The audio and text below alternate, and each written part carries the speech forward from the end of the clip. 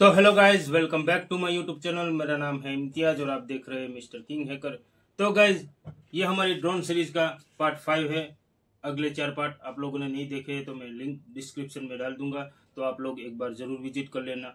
तो गाइज, इस वीडियो में हम इस ड्रोन का सेटअप करेंगे नाजा एमुलेट का हमारे कंप्यूटर में। तो किस तरह से क्या होता है, जीपीएस को कैसे माउंट करते हैं, ये सारा कुछ मैं इस वीडियो में कवर करने वाला हूँ। सबसे पहले मैंने ये फ्रेम में आपने देखा होगा कि मैंने ये सारे पार्ट्स को इंस्टॉल करके ये फ्रेम यूज़ करा था। तो इसकी स्टेबिलिटी अच्छी नहीं है, ठीक है। तो मैंने वापस से हमारा होममेड फ्रेम में सारे पार्ट्स को लगा दिया है और इसको यूज़ कर लिया है। और मैं गारंटी के साथ बोल सकता हूँ गाइज कि ये 5 पार्ट्स आप लोगों ने अच्छी तरीके से शुरू से लेकर एंड तक अगर वॉच कर लिया है तो आपका ड्रोन अच्छी तरीके से स्टेबल फ्लाई करेगा। फिर भी अगर कोई प्रॉब्लम आती है तो आप मुझे कमेंट कर सकते हैं, मैं ज़रूर से ज़रूर आपको रिप्लाई करूंगा और कोशिश करूंगा कि आपकी प्रॉब्लम मैं सोल्व कर सकूं। तो वीडियो में एंड तक बने रहे गाइज। वीडियो अगर आप लोगों को अच्छा लगे तो लाइक शेयर एंड सब्सक्राइब करना ना भूलें और साथ में बेल आइकन भी दबाएं ताकि मेरी हर वीडियो की नोटिफिकेशन आप लोगों के पास सबसे पहले पहुंचे। तो चलिए शुरू करते हैं।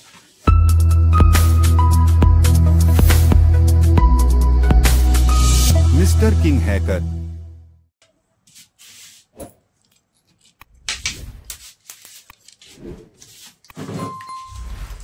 सबसे पहले आपको ड्रोन के प्रोपेलर को खोल लेना है। उसके बाद ये केबल एंड्रॉयड वाली लेनी है और यहाँ पे जो एलईडी है वहाँ पे इसको लगाना है और हमारे लैपटॉप से कनेक्ट करना है। अब हम हमारे ड्रोन को पावर देंगे।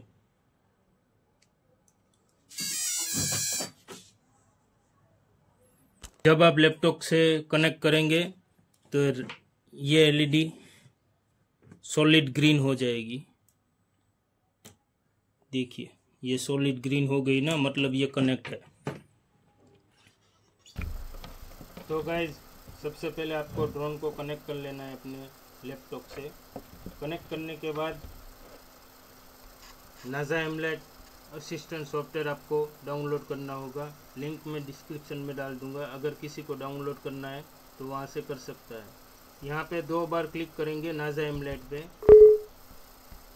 और यस पे क्लिक कर देंगे तो ये अपने आप कनेक्ट हो जाएगा ड्रोन से, ठीक है। तब ब्लू लाइट ब्लिंक करने लगेगी और ग्रीन लाइट सॉलिड ग्रीन हो जाएगी, ठीक है। जब मैं इसको डिस्कनेक्ट करूंगा तब आप देख सकते हैं यहाँ पर एलईडी शो करना बंद हो गई और ड्रोन में भी एलईडी ब्लिंक करने लगी। तो अब हम ड्रोन को कनेक्ट करेंगे। तो सबसे पहले आपको बेसिक में जाना है। हमारा एक्स कोड है तो हमारे एक्स कोड को आपको सिलेक्ट करना है। फिर माउंटिंग में जाना है। एक्स 4 सेंटीमीटर, वाई 0 सेंटीमीटर और जेड -9 सेंटीमीटर। ऐसा क्यों मैंने लगाया है मैं आपको अभी बताता हूँ।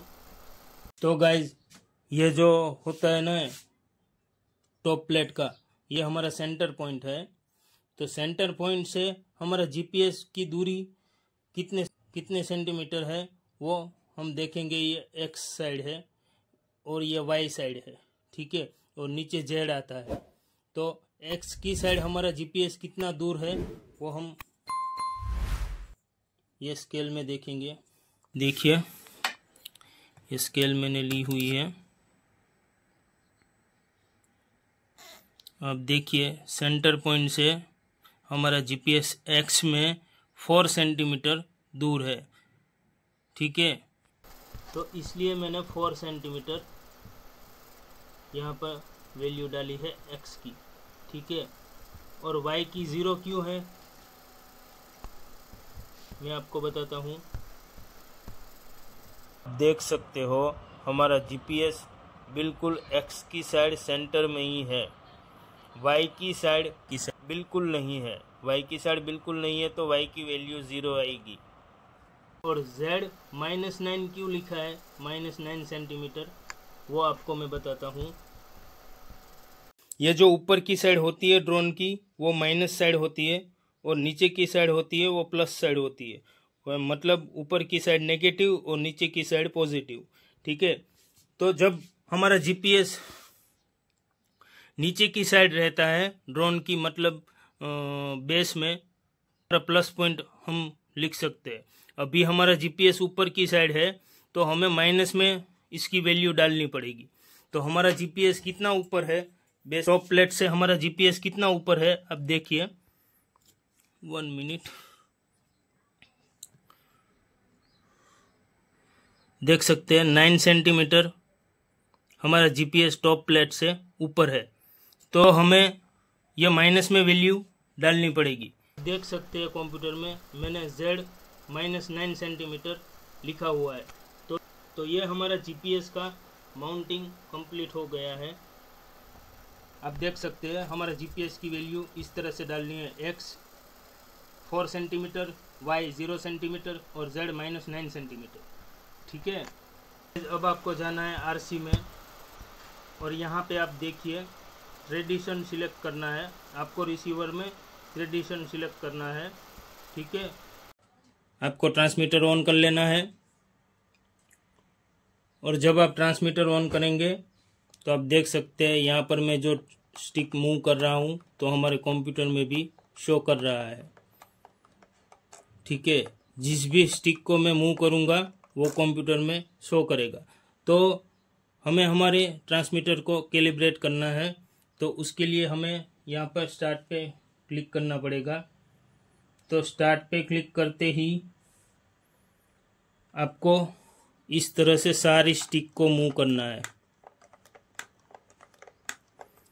ऐसे ही 5 मिनट के लिए आपको सारी स्टिक को मूव करना है। ठीक है, फिर यहाँ पे आपको फिनिश पे क्लिक कर देना है। तो ये हमारा ट्रांसमीटर कैलिब्रेट हो गया है। ठीक है, अब देख सकते हैं मैंने जो नंबर सिलेक्ट करने के लिए कहा था वैसा क्यों कहा था, आप देखिए ट्रांसमीटर में 1850 क्यों है। इसकी वैल्यू अगर मैं थोड़ी बढ़ाऊंगा घटाऊंगा तो यहाँ पर जो जीपीएस है वो अपनी जगह से दूर चला जाएगा। यहाँ पर जो जीपीएस है आप देख सकते हैं, मैं यहाँ पर स्टिक मूव करूँगा, थोड़ा बहुत वैल्यू बढ़ाऊंगा घटाऊंगा। आप देखिए 22 कर दी मैंने तो ये जीपीएस कहाँ पर आ गया, आप देखिए। फिर मैं 12 कर दी तो ये जीपीएस वहाँ पर आ गया। ठीक है, तो इस तरह से अगर आप ये नंबर सिलेक्ट करके रखोगे तो जीपीएस जैसे मैंने सेंटर पे रखा है वैसे ही आएगा। तो मैं 18 कर देता हूँ। अब देखिए जीपीएस किस तरह से एरो मूव कर रहा है जीपीएस की तरफ। ये 18 किया मैंने आपके सामने, तो ये कहाँ पर आ गया। अभी ये 50 की वैल्यू भी मैं थोड़ी बहुत कम करूँगा, देखिए देखिए। ठीक है, तो वहाँ पर आपको जीपीएस में 1850 मैंने जैसे बोला ना आपको वैसे ही आपको रखना है। फिर मैं जैसे अल्टी पे आऊँगा तो यहाँ पर भी एरो अल्टी पे आ जाएगा। आप देख सकते हैं रिमोट में मैंने अल्टी पे स्टिक को लाया मैं तो अल्टी पे आ गया, मैनुअल पे लाया तो मैनुअल पे आ गया, फिर से जीपीएस पे लाया तो जीपीएस पे आ गया, अल्टी पे लाया तो अल्टी पे, मैनुअल पे लाया तो मैनुअल पे। ठीक है, तो इस तरह से आपको ये अल्टी पे मैं लाकर 15-14 सिलेक्ट किया है, तो आपको भी 15-14 अल्टी पे लाकर सिलेक्ट करोगे तो जीपीएस अल्टी पे ही बीच में आ जाएगी। फिर आपको ये नीचे की तरफ स्विच रखकर 1180 लिख दोगे तो ये मैनुअल पे आ जाएगा। ठीक है, तो इस तरह से मैंने नंबर आपको बताया, इसलिए मैनुअल पे 1180, अल्टी पे 15-14 और जीपीएस पे 1850। ठीक है, तो आप नंबर थोड़ा बहुत ऊपर नीचे भी कर सकते हो अगर आपकी वैल्यू थोड़ी बहुत इधर उधर हो रही है जीपीएस से। 1850 पे जीपीएस आ रहा था तो मैंने 1850 पे ही लगाया हुआ है। ठीक है, आपकी थोड़ी बहुत इधर उधर हो सकती है। तो अब हम दूसरी सेटिंग की ओर जाएंगे। इसमें आपको कुछ नहीं करना है। फिर एडवांस सेटिंग में जाएंगे। यहाँ पे आपको इंटेलिजेंट सिलेक्ट करना है मोटर लेआउट पे। फिर एफएस में जाना है। यहाँ पर गो होम लैंडिंग सिलेक्ट करना है आपको। अगर आप ड्रोन को फ्लाई करोगे तो किसी कारण की वजह से आपका ड्रोन ट्रांसमीटर के आउट रेंज से बाहर हो जाता है तो अपने आप या तो वहाँ पर लैंडिंग कर सकता है या तो गो होम लैंडिंग हो सकता है। तो हमें गो होम लैंडिंग ही करना है क्योंकि हमारा ड्रोन वापस आ जाएगा वहीं उसी जगह पर। ठीक है, आईओसी में कुछ नहीं करना है। गिम्बल हमने लगा नहीं रखा है। बैटरी के वोल्टेज को कैलिब्रेशन करके ऑन कर देना है। ठीक है, टूल्स में जाना है। और ये बहुत ही ज़्यादा इम्पोर्टेंट पार्ट है हमारी ड्रोन का। आपको ये IMU कैलिब्रेशन करना होगा। मैंने कर रखा है इसलिए मेरा ये नो नीड कैलिब्रेशन बता रहा है। तो आपको कैलिब्रेशन ऐसा बताएगा तो आपको कैलिब्रेशन कर लेना है। और ये सारी वैल्यू देख सकते हो आप 00 बता रहा है तो ये सारी वैल्यू 00 बतानी चाहिए। ठीक है, फिर तो ये हमारी कैलिब्रेशन पूरी तरीके से कंप्लीट हो गई ड्रोन की। तो सबसे पहले आपको प्रोपेलर निकालकर ड्रोन को ऐसी जगह पर रखना है जहाँ पर कोई आयरन जैसी चीज़ ना हो। अब हम हमारे ड्रोन का कंपास कैलिब्रेशन करेंगे। सबसे पहले आपको आपके ड्रोन में पावर देनी है। पावर देने के बाद ट्रांसमीटर को भी ऑन कर लेना है।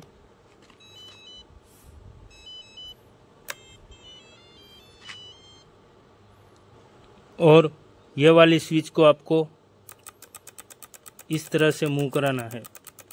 तो आप देख सकते हैं ये एलईडी सॉलिड हो गई। जब ये सॉलिड हो जाए तब आपको ड्रोन को इस तरह से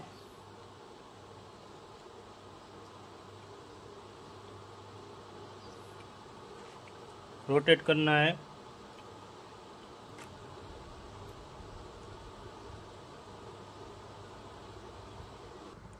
तो आप देख सकते हो हमारा जीपीएस कनेक्ट हो चुका है। देखिए, तो ये हमारा कंपास कैलिब्रेशन कंप्लीट हो चुका है। अब हम इसमें प्रोपेलर लगाकर फ्लाइट टेस्टिंग करेंगे।